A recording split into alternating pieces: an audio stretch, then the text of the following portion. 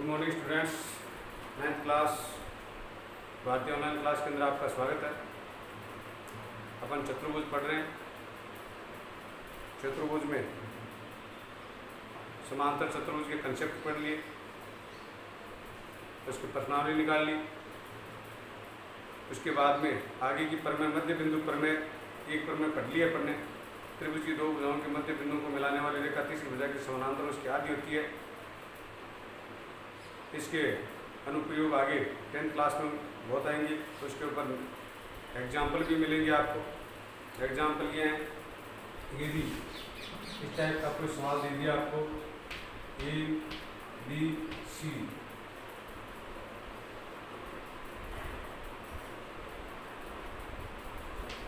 D, E, ये समानांतर है, मध्य बिंदु को मिला देंगे। ये क्या है? मध्य बिंदु है। ये यदि 8 सेमी है तो डी पूछ लेगा कितना आएगा, डी कितना आएगा। तो डी का इसमें कितना होगा? डी का मान डी ई बराबर BC बटा 2 बराबर 8 बटा 2 बराबर 4 सेमी। ये इसका सॉल्यूशन आ जाएगा। इसके बाद आगे की प्रमेय, इसका विलोम है, इसका विलोम है, वो है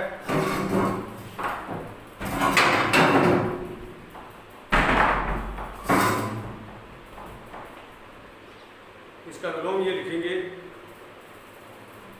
कि त्रिभुज की दो भुजाओं के मध्य बिंदुओं को मिलाने वाली रेखा तीसरी भुजा के समानांतर उसकी आदि होती है। तो इसका विलोम होगा त्रिभुज में एक भुजा के समानांतर, त्रिभुज की एक भुजा के मध्य बिंदु से दूसरी भुजा के समानांतर खींची गई रेखा तीसरी भुजा को समद्विभाजित करती है।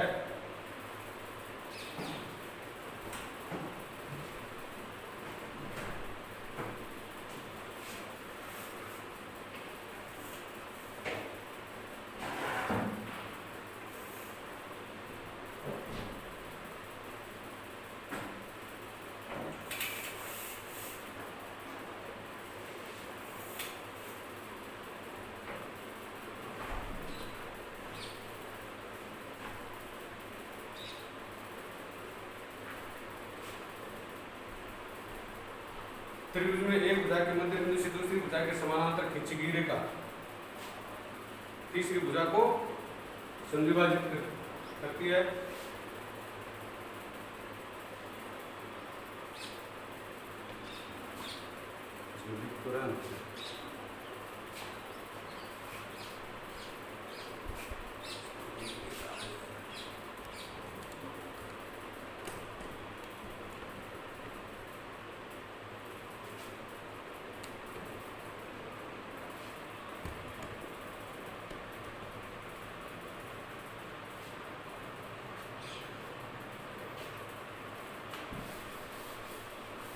अगला प्रमेय,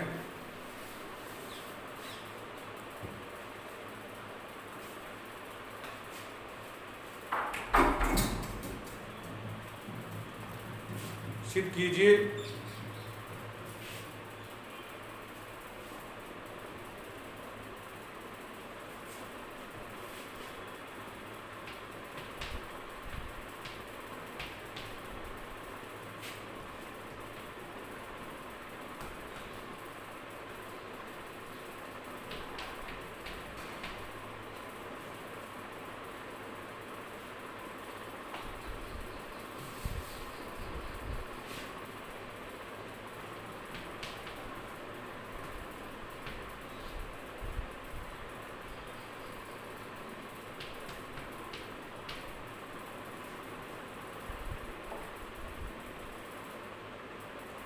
और मैं है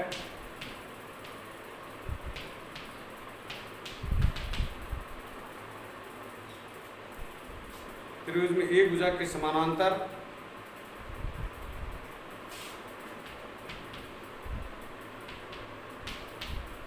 में एक भुजा के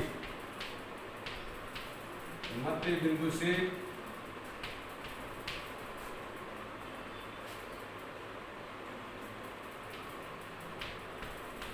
दूसरी भुजा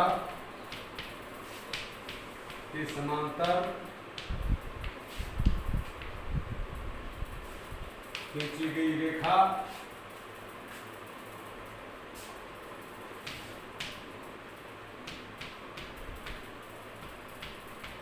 तीसरी भुजा को समद्विभाजित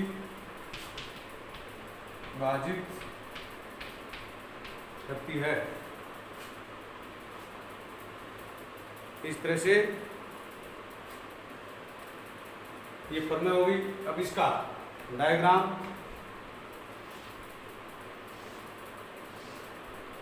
ए बी सी, ABC के अंदर इस AB भुजा का मध्य बिंदु D, इस भुजा के समानांतर खींची गई रेखा ये समानांतर है, इसको AC पर 3 पर प्रक्षेप करती है।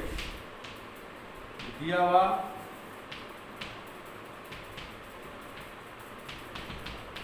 त्रिभुज ABC में AB का मध्य बिंदु D है, वह DE समानांतर BC सिद्ध करना है।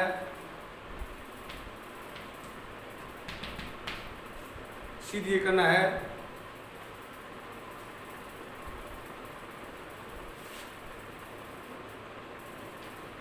AE बराबर EC। क्यों? E को AC का मध्य बिंदु सिद्ध करना है। रचना इसमें है नहीं, उत्पत्ति रचना इसमें रचना करनी पड़ेगी। C से BA की समानांतर रेखा खींची, ये और ये समानांतर रेखा खींची और इसको आगे बढ़ाया, जो बिंदु F पर प्रक्षेप करती है। C से BA के समांतर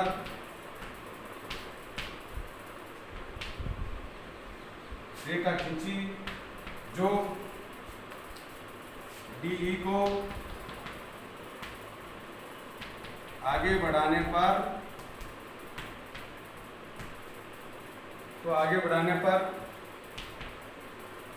बिंदु F पर प्रतिच्छेद करता है,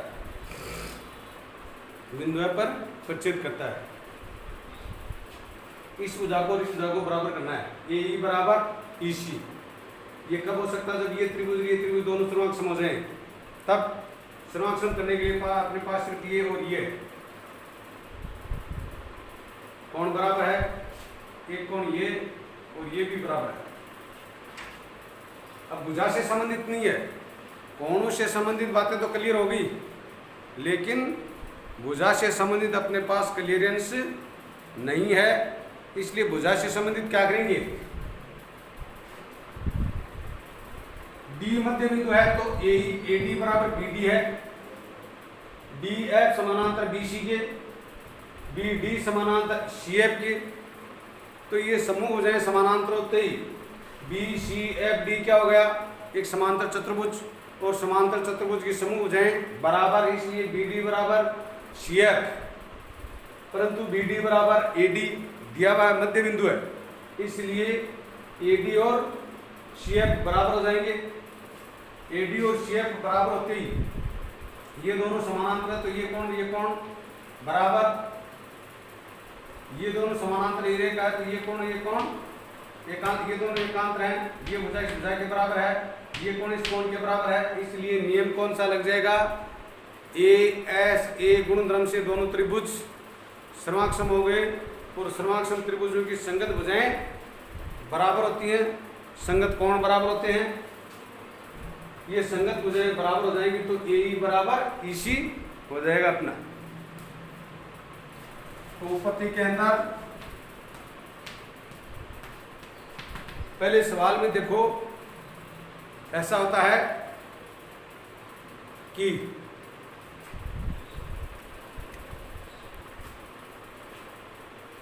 पहले सवाल की फीडिंग करनी पड़ती है, उसमें क्या क्या अपने को चाहिए, क्या क्या दिया हुआ है, कैसे हो सकता है, ये इस तरह का प्रारूप है, वो दिमाग में पूरा एडजस्ट होता है। और दिमाग में पूरा एडजस्ट होने के बाद इस तरह के सवालों को हल करते हैं। उसका डायग्राम बनाना, उसमें दिया हुआ क्या है, प्रश्न को अच्छी तरह से पढ़ना, प्रश्न का प्रारंभिक भाग है, ये क्या है दिया हुआ में, इसको प्रारंभिक भाग को पढ़ करके डायग्राम बनाते हैं, डायग्राम को देख करके दिया हुआ लिखते हैं, डायग्राम को देख करके सिद्ध करना लिखते हैं। इसके बाद में इसमें किसकी आवश्यकता है, उस कंस्ट्रक्शन को, उसकी रचना करनी पड़ती है कि अपने को इस तरह की आकृति चाहिए, और उस रचना अपन की है उसका सहारा लेकर के, रचना का सहारा लेकर के अपन क्या करते हैं, उत्तर तक पहुंचते हैं। तो इसमें सबसे पहले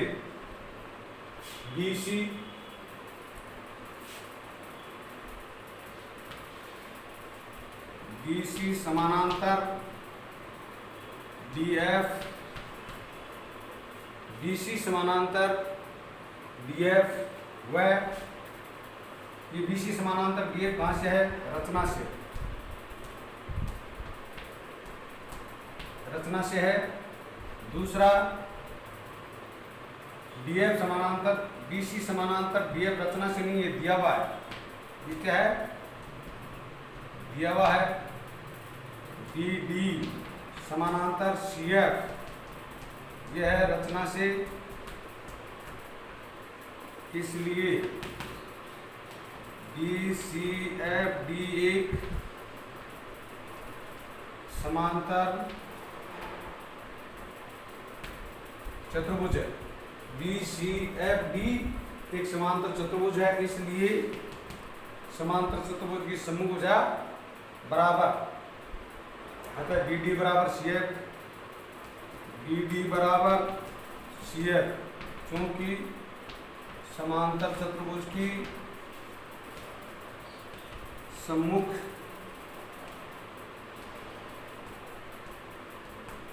भुजाएं, समांतर चतुर्भुज की सम्मुख भुजाएं हैं, ठीक है। अब इसके बाद में BD बराबर AD, ये दिया हुआ है, ये क्या है, दिया हुआ, इसलिए BD बराबर CF, BD बराबर AD, इसलिए AD बराबर CF, ये समीकरण नंबर 1। अब लेंगे त्रिभुज ADE, वह त्रिभुज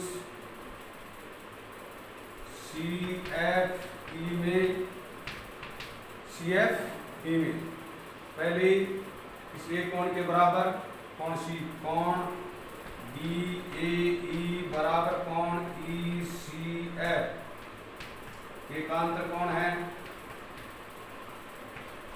क्या है, एकांतर कोण, इसलिए और कोण ने भुजा AD बराबर CF, ये समीकरण 1 से, ये क्या आ गया, समीकरण 1 से आ गया। और तीसरा यहाँ लिख रहा हूं, तीसरा कारण ये आ गया, ये आ गया, कोण ADE बराबर कोण EFC, एकांतर कोण, क्या हो गया, एकांतर कोण। इसलिए नियम कौन सा लग गया, SAS श्रृंगांक समता से त्रिभुज ADE श्रृंगांक सम है CFE, ये दोनों त्रिभुज क्या हो गए, श्रृंगांक सम हो गए। और श्रृंगांक सम त्रिभुजों के संगत कोण बराबर होते हैं और संगत भुजा बराबर, इसलिए AE बराबर EC, AE बराबर EC, ये सिद्ध हो गया। इसको देखते रहना, इसमें क्या किया आपने, सबसे पहले प्रश्न पढ़ लिया। प्रश्न पढ़ने के बाद इसमें प्रश्न को अच्छी तरह समझ करके दिया हुआ लिखा, नहीं इसमें डायग्राम बनाया, डायग्राम बना करके दिया हुआ लिखा, दिया हुआ के बाद में डायग्राम से सिद्ध करना लिखा। अब इसके बाद में यहाँ समांतर चतुर्भुज की रचना करनी थी, इसलिए इस बिंदु, ये दोनों तो समानांतर है ही, इस बिंदु से इसके समानांतर एक रेखा खींची जो डीई को आगे बढ़ाने पर प्रक्षेप करते हुए ये इसके समानांतर आगे, ये इसके समानांतर रचना कर दी। तो सम्मुख भुजाएं समानांतर होते हुए चतुर्भुज क्या हो गया, समांतर चतुर्भुज हो गया। और समांतर चतुर्भुज की सम्मुख भुजाएं बराबर होती है। अब इसमें यहाँ लिखा, ये तो रचना कर दी, रचना के बाद में BC समानांतर DF, BC समानांतर DF दिया हुआ में है, BD समानांतर CF रचना से है, इसलिए BCFD एक समांतर चतुर्भुज हो गया। समांतर चतुर्भुज की सम्मुख भुजाएं बराबर होती हैं, समांतर चतुर्भुज की सम्मुख भुजाएं बराबर होती हैं, इसलिए BD बराबर CF, BD बराबर AD दिया हुआ है, BD बराबर CF, BD बराबर AD, इसलिए AD और CF ये दोनों, ये भी इसके बराबर है, ये भी इसके बराबर है। इसका मतलब AD और CF दोनों क्या है, बराबर है। AD बराबर क्या आ गया, CF आ गया। अब ये दोनों त्रिभुज ले लिए, इन दोनों त्रिभुजों में इसमें क्या लिया, ये कोण इस कोण के बराबर, ये दोनों समानांतर रेखा तिरेखा प्रच्छेद करते हुए ये कोण बराबर, एकांतर कोण है, ये भुजा इस भुजा के बराबर। अपन सिद्ध किया समीकरण 1 में, समीकरण 1 से, और ये कोण इस कोण के बराबर, ये दोनों समानांतर, ये एक तिरेखा है, तो ये कोण क्या हो गया, बराबर एकांतर कोण। इसलिए नियम कौन सा लग गया, SAS समाक्षमता से दोनों त्रिभुज समाक्षम हो गए। समाक्षम त्रिभुजों की संगत भुजा बराबर होती है, इसलिए AD बराबर CF। ये दो प्रमेय हुई हैं, मध्य बिंदु से संबंधित दो प्रमेय हैं। एक तो है आधार, इसमें त्रिभुज की दो भुजाओं के मध्य बिंदुओं को मिलाने वाली रेखा तीसरी भुजा के समानांतर उसकी आदि होती है। और इसका विलोम यह है कि त्रिभुज की एक भुजा के मध्य बिंदु से दूसरी भुजा के समानांतर खींची गई रेखा तीसरी भुजा को समद्विभाजित करती है। यह आया।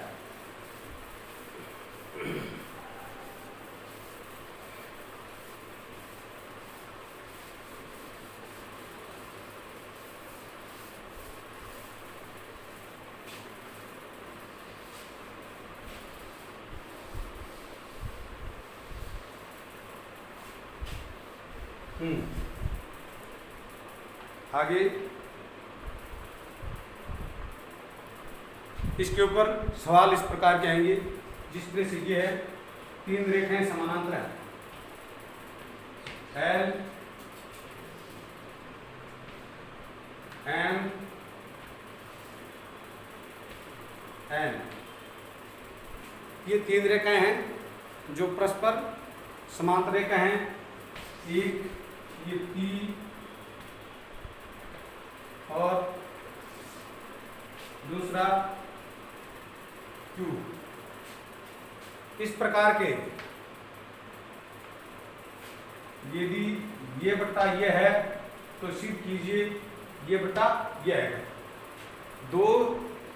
यदि तीन समानांतर रेखाओं को दो प्रतिच्छेदी रेखाएं हैं, दो तिरेरेखाएं हैं, तो एक के जिस अनुपात में है, ये आया A B C D E F, इसमें ये दिया हुआ है L समानांतर M समानांतर N हो, P U है Q,